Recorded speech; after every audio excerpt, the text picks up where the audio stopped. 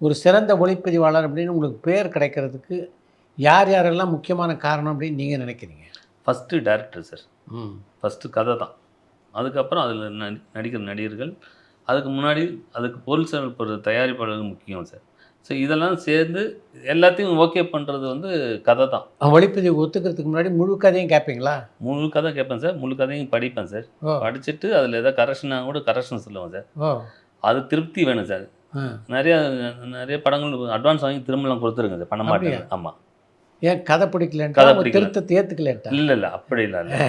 திருத்தத்தை நம் சிலது சொல்லுவோம் சார். அதை ஏற்றுக்கிட்டாங்கன்னா அது இல்லை நம்மளோட அவங்க அதிகமாக கான்ஃபிடெண்ட்டாக இருக்காங்க, நம்ம அவங்களுக்காக நம்ம பண்ணி கொடுப்போம் அப்படின்னு தான் பண்ணியிருக்கேன். சில படம் வந்து நான் கேட்டுட்டு இந்த கதை கேட்க முன்னாடி அட்வான்ஸ் வாங்கிடுறோம் சார். நான் சரியில்லைன்னா அட்வான்ஸ் திரும்ப கொடுத்துருக்கேன். அப்படியா? ஆமாம் சார். அதில் நமக்கு திருப்தியாக இருந்தால் தான் மட்டும் பண்ணுவேன் சார். அது சின்ன படமாக இருந்தாலும் ஓகே, பெரிய படமாக இருந்தாலும் ஓகே.